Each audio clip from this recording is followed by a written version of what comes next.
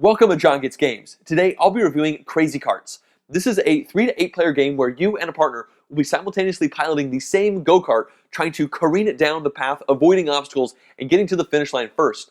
This is quite difficult, however, because you and your partner cannot talk, and each of you controls half of what makes this car go forward, including steering, braking, and accelerating, and a bunch of other things. One person's doing some, the other person's doing the others, and you cannot communicate what you're doing until you reveal the shields and see just what crazy things happen. First, I'll show you how the game works, and then I'll jump into my review. There are 4 different kart teams that you can choose, or the lone wolf kart if you are by yourself without a teammate. Each team of 2 picks one of these 4 options. Each player is going to get one of these shields, and then the corresponding player board that goes along with it. Each player also grabs a corresponding tracker that is associated with their player board. For this one, you have the speed track as well as the damage indicator, and then over here we have the charge up meter. One of the 2 player boards has a hole in it. You can either fill it with a blank space so you won't do anything with that, or you could randomly sort out all of these bonuses and chunk that in there, and for the rest of that game, this player now has a spear they can use. The game begins with a qualifying race. You always start with this tile over here, but then you randomly put 2 more tiles in front and then fill all of these obstacle locations in with random obstacles. The player's carts start over here, and the object of the game is to be the first person to race to the end of the board and cross the finish line, which is essentially falling off this board over here. For the qualifying race, the order in which you go off is going to give you some perks for the main race in the game. All players start the game with the same 6 cards unless you happen to be the lone wolf, and there's a slight change for that character, but these cards all have 1, 2, or 3 of these activation icons on them. Everybody sets up their player board behind a screen, and the reason to do this is to prevent your partner from being able to see the things that you are doing on your player board, because you will each be doing things to control your kart without actually communicating across the table to each other about it. At the beginning of the game, all players are going 0 speed, which means they're going to draw 6 cards, which is going to be their entire deck. As you can see, as you start to go faster, you're going to draw less and less cards into your hand for this planning phase of the game. Once all players have drawn up their cards, everybody will proceed to put their cards down and activate their abilities simultaneously. And there's a bit of a speed element here, because as soon as one team has put all their cards down and they make eye contact across the table, they then start counting down from 5, and once they hit 0, nobody can put any more cards down, and you proceed to the racing phase. Each board has 5 possible actions you can activate, unless, of course, you're not playing with these special asymmetric actions here, and they all apply to different parts of the game. The number of icons that you have on the initiative spot is going to indicate how soon you actually race on the board. You count up all the icons for that team, and the person with the most icons goes first, and if there's a tie, then they're going to play rock, paper, scissors between the 2 to see who gets to go first. It's important to know that as soon as the team starts activating the board, they're going to do all 10 of these in order before the next team does anything. So the team who has the most initiative is going to go first. So once they've evaluated that, they look down here. Now this is the individual asymmetric player power that's associated with the 4 races. For the mummies, they have a lasso, and you can see that it costs 3 icons in order to activate this. So we could have, for instance, put this down here to use it, and this one right here actually lets you pull a card 1 hexagon closer to you on the main player board, which is a pretty cool skill. Spot number 3 is where you can activate one of the many power-up tokens that you might have in front of you that you can grab through a couple different ways. So for instance, if we had put this card down right here, and we had at least 1 icon on it, because as you can see on the action, it costs 1 of these steering wheels, then in this case you would immediately repair 3 damage. But you could also make everybody speed up a little bit, you could cause everybody to discard a card from their player board. There's a whole variety of these power-ups that could be activated here, but you can only put 1 power-up on here on each turn. The 4th spot is associated with these random bonuses. Now, the spear forces your opponents to take more damage when you run into them. This is just a really good spot to charge things up, and there's a variety of cool different things that these do, and it varies on what the activation cost is for them to actually evaluate, but you would do that in the 4th spot. And then we would go on to 5, which is break. The number of cards that you put on the spot is going to indicate how many ticks down you're going to go in speed. Obviously, if you start the game at 0, putting a card on here does nothing, but if we had been going speed 3, and we put this 1 card down here, we would have slowed down to 2. After evaluating the brakes, you then speed up, and the number of icons here just shows you how much faster you go on your speedometer track. Before we can move on to the 7th step, which is turning, we actually need to drive our kart. So we know that we're moving speed of 4, and let's say we're the red kart here. That just means you go 4 in the direction that your kart is currently facing. Now, right now, I kind of got lucky. I didn't run into anything, but let's say I had been going a speed of 5. Then I would have run into this obstacle here, and now I would have to evaluate it. Unless the obstacle says otherwise, you always stop your movement once you hit the obstacle. It's a really big bummer. You lose a whole bunch of stuff when you fall in the pond, but then the obstacle right here gets discarded, but it's important to maintain the angle that you had going in and not accidentally change the direction of your cart. Let's briefly take a look at a couple other obstacle options. We've got a pit trap here. If you run into that, you take 2 damage immediately, but I guess you find a power-up at the bottom, so that's not the worst thing in the world. This takeoff is great. It says move 3 spaces in a straight line. So for this one, you actually go up on a ramp and just fly away. And lastly, we've got rocks here. Now, rocks are kind of interesting in that the back of every single obstacle in the game is a rock. So one side is rocks and the other side is something interesting like pit trap or takeoff or, a big angry troll. And rocks, they simply, well, first of all, you take damage equal to your speed. Then you reduce your speed down to 0 and you just stop there. The rocks just, it's like running into a wall. And I actually mean that literally. If on the next turn we went here and then tried to go off here, we would run into a wall, take damage equal to our speed, and reduce our speed down to 0, just like the rocks. If players' carts end up running into each other, then the cart that got hit gets pushed forward once and movement stops. Each of these 2 carts is now going to take a damage, and that resolves the end of their movement. And the last thing I'd like to talk about is if you run over one of these power-up spots on the board, then you're going to randomly grab one of these power-ups and put it in front of the player who can activate them. So that's pretty nice. When carts take damage, you move this damage tracker down 1 for every damage taken. And it's important to know that you can never move your speed into the spot that has the damage. So if we were going 4, but we took 1, 2, 3, 4 damage, it would actually reduce our speed down to 3 before we were to move on with our turn. It's also important to know that you can never take more than 6 damage, so you can always go at least 1 mile an hour no matter how destroyed you are. Now that we've evaluated the movement, we can go on to 7, which is turning. Now, the number of icons you put onto the turn spot is going to hopefully be equal to or greater than the current speed of the car. And if it is, then the car can move either to the left or to the right 1 tick out on the board. If you do not have enough icons on here to match your current speed, then you will do nothing with this turn. So it's very important to put enough icons down on this spot. So turning is quite simple. You could just do this, which is, I guess, not great because you'll run into the rocks, but it's better than running into the wall. Now we go to the 8th step, which is shooting the gun that you happen to have on your cart. The number of icons you put down on the spot shows the distance at which you can actually shoot your opponent. So in this case, we put 3 icons down. And as the red player, that means we can hit this blue cart because it's 1, 2 spaces away, this green cart because it's 1, 2, 3, but we would not be able to hit this yellow one because it is 4 spaces away. Line of sight does not matter. You just have to be able to count the spaces out to your opponent. When an opponent gets hit, they draw the top card from this damage deck and see what happens. It might be something like this, which says, we missed, and there's no effect, so the shot just went wide. Or it could be something like this, where the right wheel gets destroyed. So in this particular instance, the player would have to slide this card into their turn location, and as you can see, it's going to cost them an extra 2 icons every time they attempt to turn right for the rest of the game, or until they are able to remove this card. After shooting, we then evaluate the charging station. For every icon on this location, you're going to move your charge meter up by 1. Every time you hit the 10th spot on this charge meter, you're going to draw a new power-up from the top of the stack, and then this is going to reset back down to 0. And lastly, we have repair, and every icon on this spot is simply going to repair 1 damage on your cart. Once the team with the highest initiative has evaluated all these steps, you then move to the team with the second highest, and you evaluate them, again, going from the most initiative down to the least. Once every card is moved, you then move into the next turn. Everybody looks at the number of cards they have to draw, so in this case, it would only be 4 because we're going a speed of 3, so you'd only use 4 out of these 6 cards, and everybody looks at them and starts to place these down frantically at the same time, once again until one team finishes and they start counting down. The qualifying race will be over at the end of a turn in which one of the carts makes it across the finish line. Of course, if 2 carts cross the finish line on the same turn, the winner is the one who did it first because of initiative order. And then the first place team is going to get 2 out of these 3 random icons to use for the main race. It could be something like Big Bertha, which is going to increase your cannon range by 2 for the rest of the time, or the Super Tool Set, which is just going to give you a 1-shot 3 repair, which is nice. The second team is going to get a random one of these 2, like this Trumpet, which will increase your initiative for that race. And then every cart will be able to remove some damage or some damage cards that are on their cart based on how well they did in this qualifying race. And now it's time for the main race. It sets up much like the qualifier, except you put 1 additional board down, so it's a longer race. And then the partners will actually trade the player boards so that in one given race, each player will get to do 1/2 of the cart. One will do the qualifying, and the other will do the main race itself.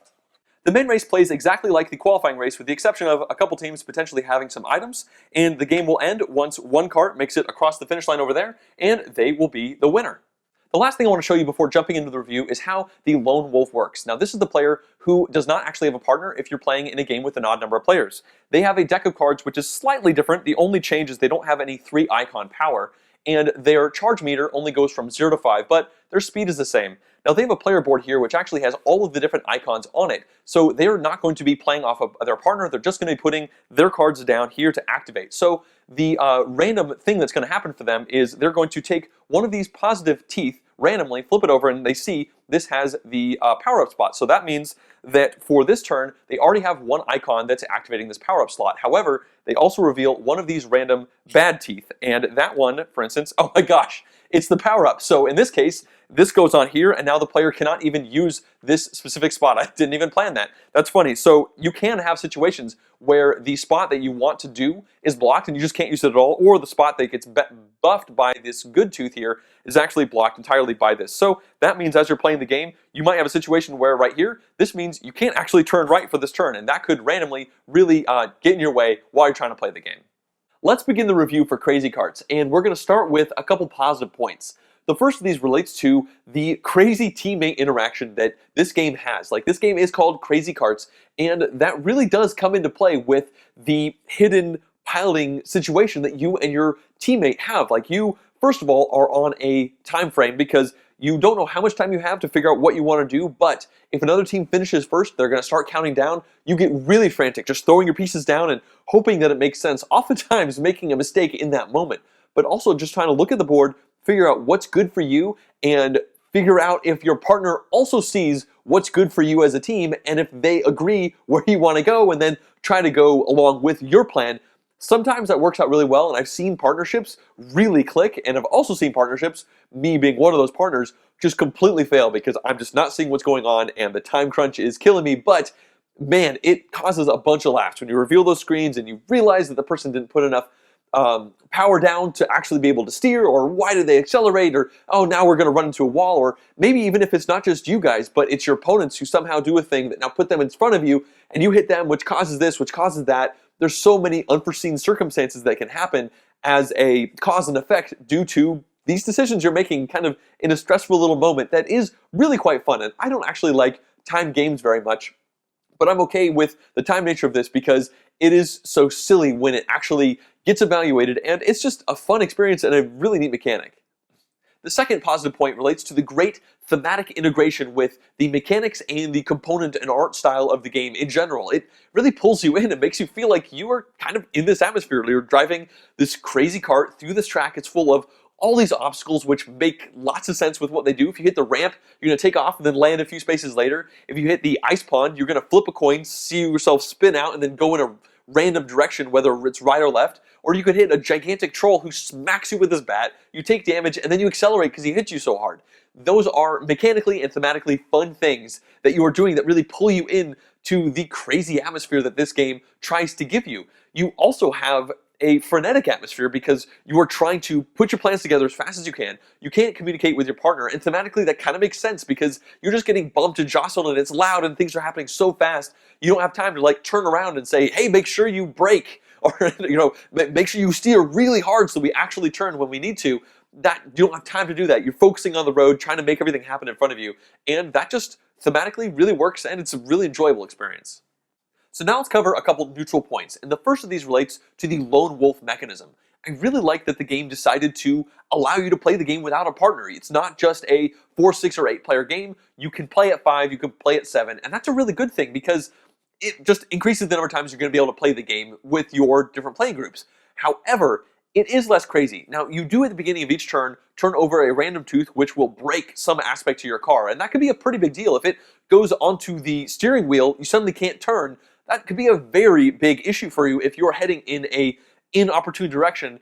And let's be honest, you're usually wanting to turn in this game. Like, pretty much everybody is turning almost every turn because there are so many things going on. So that adds a little bit of crazy, but it doesn't have the uncertainty of the turn while you're trying to plan out what you're going to do. You know everything that you can do. You know, one thing is randomly broken and you just deal with it the best you can. And it is a fun experience, but it loses that craziness to it. It works. I did not win the game. I was a lone wolf. It seemed like I kept up with the pack, which was kind of nice considering I'm only one person adding stuff to my little board. it does kind of nerf a few things down so you can get your power-ups faster and that kind of thing.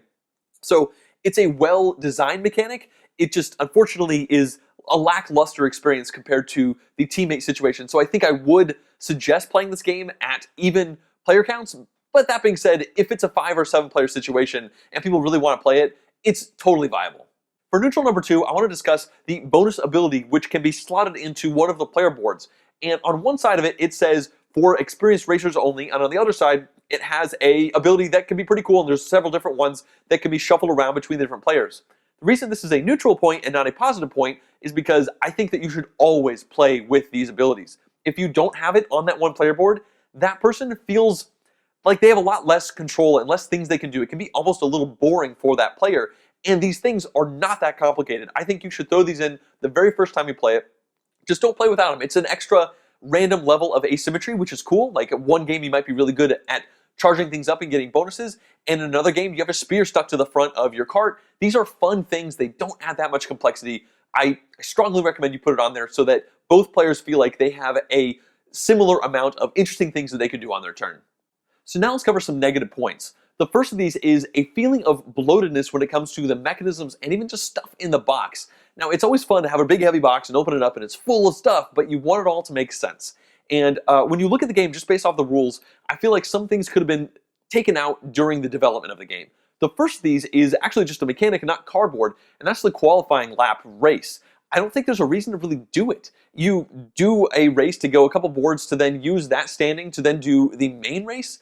It makes the game feel longer than it needs to be, and it just doesn't feel necessary at all. I think that every time you play this game, you should just do the main race, and if you feel like that's not quite long enough, well then add one more board to the main race and just make a really long main race instead of having it cut up into these two different races that gives a disjointed feeling to the game. Now, I will admit it's neat that in the qualifying game, you and your partner have one player shield, and then in the main race, you swap the shield, so you get to do both sides of the car in every single play of the game. But I don't think that's necessary to the fun of the game. I just say, play a main race, and then change partners around and just make sure you play the other side next time you play the game. I don't think that ability to play both sides makes it worth the game going that long. I also think that the items that are in the game, these cardboard tokens that you get for placing first and second in the qualifying race, well, I don't like them. I don't think they're needed. I don't think they're terribly balanced, and they don't add much to the game. I think that you should just play without them. I think going forward, I will probably always just play one race as the game states, like with that same distance, because this game does not need to be a 60-plus minute experience. It's a lot of fun, but it's a lot of fun for like 40 minutes. You don't want to overstay its welcome. So I think cutting a lot of this stuff off is really going to help. I think there's even an argument to be made that the items, while thematically fun and interesting, they also feel a little bit too much. Like for what you're trying to do and everything you're trying to do, you're trying to think about what you're doing on your turn. Now you have to decide which one of these like 3 or 4 power-ups you might have that you want to activate on a given turn. I'm not advising you take those out of the game. I just kind of wish that there had been some more streamlining happening for the game before it shipped with this current rule set. I think there is a fun game in here. I just need to take out some of the bloatedness. Negative number 2 also relates to something that I feel like I might take out of the game, and that is the rocks obstacle.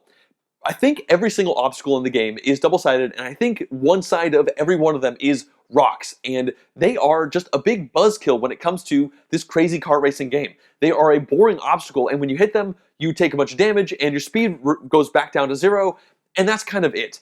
And part of this game is the crazy things that can happen, and I found myself to the point just flipping over every single rock I see and making sure I have non-rock obstacles, because it's fun to hit the ice, it's fun to hit the workshop and have it explode and have everybody take damage who's close to you. It's not fun hitting a rock and stopping and having to start from scratch again, and I like that I can modify the game and remove those, and well, not really remove, just make sure I'm not showing any rocks, and the game plays fine like that because I have tried that, but I don't know why there's so many of them and why they're so prevalent. Like, they are certainly the simplest obstacle, but they don't make the game fun. In fact, they make the game less fun for being in there, and I just don't know why they're there. My third and final negative point has to do with the asymmetry of the different carts, but specifically talking about the Elves faction. I do love the fact that there is asymmetry, but it really seems like the Elves are underpowered, at least as far as having fun compared to the other factions. The Elves just are able to grab more power-ups by being close to a power station as opposed to actually running over it, versus the mummies who get to throw a lasso, grab somebody and pull them towards them, which could run them into an obstacle or put them in the way of somebody else and cause a big crash. That's fun. Or the goblins who can turn before they move, which means they're really nimble at being able to dodge around the course. That's fun. The dwarves, they can smash through obstacles. They have a big ram on the front. That's fun. You're like, oh, don't even worry about the obstacle. I'm just going to smash right through it. It'll be fine. And then the elves can sometimes pick up some bonus power-ups. That's just not very interesting. Everybody's making power-ups anyway because they are charging up their meter. And it just, the people who have played the elves have just not had as much fun with it. And I can't say that they are underpowered from a winning the game perspective, but I can say they are just nowhere near as fun as the other three races, so I don't really see us really using them much in the future. The replayability for Crazy Karts is, I think, a bit above average. You have these different asymmetric karts that you can play that do play pretty differently, with the dwarves being able to smash through obstacles and the mummies being able to lasso people around. Those are different experiences for sure. And then there are a bunch of different maps that can get flipped over with different obstacle setups. Although I will say that the different maps feel pretty samey, even though one race course is going to be different than the next. It's still just a bunch of obstacles that are in your way, and it's going to play out pretty similarly in the fact that you're just trying to dodge some and allow yourself to hit others because it seems to be a means to an end. So I think that there is a reasonable amount of replayability in the box. Maybe saying above average is a little bit overselling it, but it certainly does not hurt in this area. Crazy Karts plays 3 to 8 players, and I don't think that it necessarily plays well across that spectrum. I have only played the 6 and 7 player game, but I do feel like the 6 player game is going to be the best way to play it. The reason for that is having 3 carts on the board is a good amount. I think 2 is not quite enough, and as I said before, I think that playing at the odd player counts is not ideal because while the Lone Wolf is okay, it's not crazy and zany fun like you get when you are on a partnership. So I really think that 3 is going to be a lackluster experience with one team and then a Lone Wolf. And even at 4 with just 2 carts on the track, well, what if one team does a lot better than the other? Then it might just seem like a foregone conclusion and you won't have that great atmosphere that you want with a bunch of people around the table. I think 5 is probably okay because you have those 3 carts on the track even though one of them is a Lone Wolf, but man, 6 is totally the where it's at. I think the 4 cart game that I played with 7 players, I was the Lone Wolf. It was fun having 4 different carts on the track. Like, much more craziness happened, but once you get up to the 7 and 8 player count, it just starts making this game last really long. And I think if I modify the game like I've talked about and just get rid of the qualifying race and just do the main race and maybe make it a little longer, maybe make it a little shorter, it would be much more enjoyable with the 4 carts out there, and I probably would play it at 8 if I needed to there. But like I said before, I think 6 is going to be the sweet spot. In conclusion, I've had a fair amount of fun playing this game, and there has been some great laughs and yells and cries as you reveal these screens and careen around. There's been some really funny moments, like when one team juiced themselves all the way up to 7 speed, at which point they're not drawing any cards, so every time we start planning, they start counting down to 5 immediately, so everybody's going crazy, and they somehow did the right coin flips and made it. They didn't quite win, they almost won after that crazy gamble of going up to 7, and it was just really fun watching them do that. And even though they weren't even drawing cards and interacting with their cart, they were having fun watching their cart go that fast and somehow miraculously avoid all these obstacles on the course. So there is some really great stuff in here, but it feels like it should have been developed a little bit more. It should have been streamlined to a shorter game experience to really hone in on the fun.